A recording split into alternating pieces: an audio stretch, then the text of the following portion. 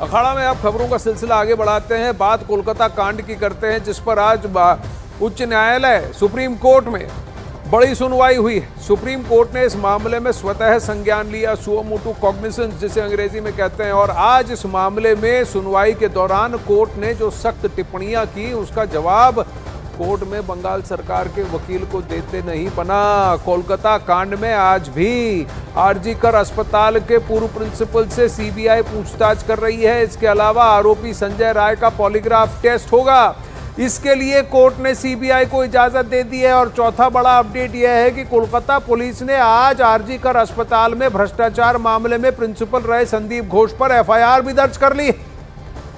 वहीं कोलकाता में डॉक्टर से रेप और मर्डर केस को लेकर आज माननीय उच्च न्यायालय ने सख्त टिप्पणी की। सुप्रीम कोर्ट ने कहा कि इस केस में अस्पताल ने देरी से एफआईआर दर्ज कराई। सुप्रीम कोर्ट ने यह भी कहा कि जब अस्पताल में डॉक्टर के पेरेंट्स नहीं थे तो एफआईआर दर्ज कराने की जिम्मेदारी अस्पताल की थी। सुप्रीम कोर्ट ने इस केस पर सुनवाई करते हुए कहा कि एक अस्पताल में रेप का मामला नहीं है, बल्कि डॉक्टरों की सुरक्षा का सवाल है। सुप्रीम कोर्ट ने डॉक्टरों की सुरक्षा के लिए नेशनल टास्क फोर्स के गठन का आदेश भी दिया। यह टास्क फोर्स देश भर में डॉक्टरों की सुरक्षा के उपायों के लिए सुझाव भी देगी।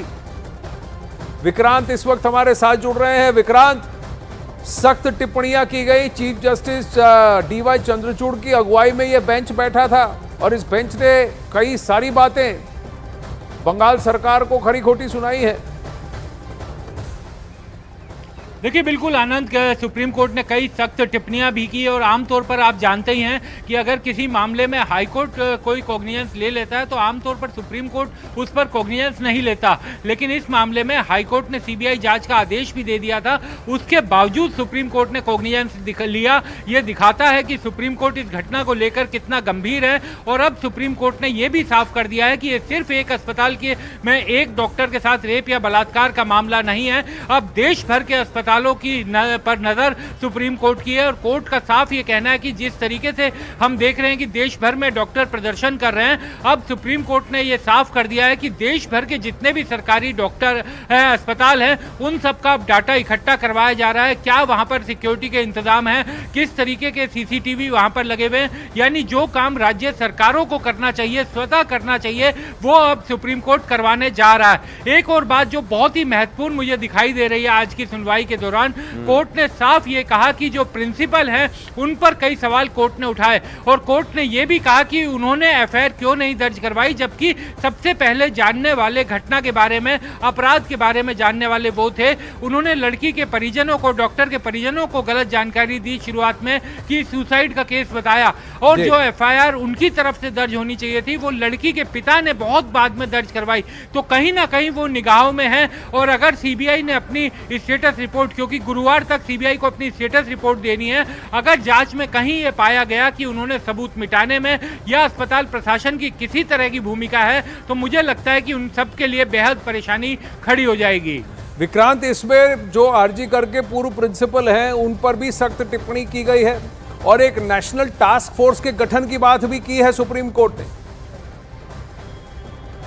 देखिए बिल्कुल एक नेशनल टास्क फोर्स बनाई गई है। जो टास्क फोर्स एक तो राज्य सरकारों को ये कहा है कि वो अपने यहाँ पर जितने भी अस्पताल हैं उन सब का डाटा सेंटर को भेजे, जिसमें बताए कि कितने सिक्योरिटी गार्ड है, कितनी किस तरीके से सुरक्षा होती है, कहाँ पर क्या अस्पतालों में एंट्री करते वक्त बैगेज चेक करने का इंतजाम है, मेटल डिटेक्टर लगे हुए हैं, क्या अस्पतालों में सब जगह सीसीटीवी लगे हुए हैं। ये रिपोर्ट सेंट्रल गवर्नमेंट एक महीने के अंदर कंपाइल करके इसके डाटा कोर्ट को देगी।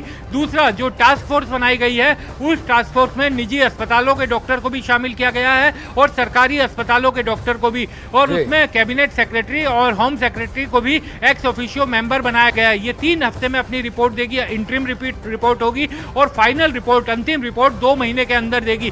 तो निश्चित तौर पर अब ये देश भर में डॉक्टर्स की सुरक्षा, मेडिकल स्टाफ की सुरक्षा का जो मुद्दा है वो अब सुप्रीम कोर्ट उसे सुलझाने की दिशा में आगे बढ़ता हुआ दिखाई दे रहा है। कहीं ना कहीं सीआईएसएफ और सीएपीएफ के डिप्लॉयमेंट की भी बात की गई है डॉक्टरों की सुरक्षा के लिए। क्या ये मुमकिन हो पाएगा, कैसे किया जाएगा और ये नेशनल टास्क फोर्स कैसे, क्या रिकमेंडेशंस देगी, कौन कौन इस टास्क फोर्स में शुमार होगा, किन किन का नाम, ये सब देखने वाली बात है। वहीं माननीय उच्च न्यायालय ने डॉक्टरों से हड़ताल वापस लेने की भी अपील की है। सुप्रीम कोर्ट की इस अपील के बाद डॉक्टरों के संगठन में एक बैठक हुई है। संगठनों ने एक बैठक बुलाई। डॉक्टरों के संगठन ने हड़ताल वापस लेने के संकेत भी दिए हैं। कहीं ना कहीं कोर्ट ने इस बात को संज्ञान में लेने की अपील की डॉक्टरों से कि उनके काम ना करने से, उनके हड़ताल पर आ जाने से कई सारे मरीजों को दिक्कतें हो रही हैं। कई सारे देश के टॉप अस्पताल में जो लोग चिकित्सा के लिए आए हैं उन्हें तकलीफें हो रही हैं। कई सारी ऑपरेशन जो होनी चाहिए वो नहीं हो रही हैं। इसलिए सुप्रीम कोर्ट ने डॉक्टरों से अपील की। देखिए, हम भी इसे संज्ञान में ले रहे हैं, हर कोई इसे गंभीरता से ले रहा है। आपसे आग्रह है कि आप इस वक्त प्रदर्शन बंद करें और काम पर वापस लौट जाएं। आप डॉक्टरों के संगठनों ने मन बना लिया है, लग रहा है कि वो अब अपने प्रदर्शन को कॉल ऑफ कर वापस काम पे लग जाएंगे, क्योंकि माननीय उच्च न्यायालय ने स्वतः इसका संज्ञान में लेकर इस पर एक्शन में आ गई।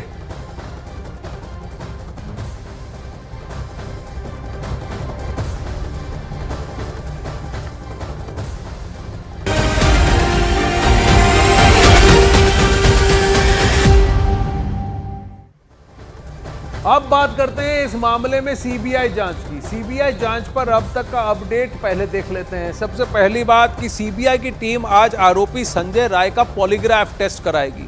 सीबीआई की टीम 7 दिन से इस केस की जांच कर रही है।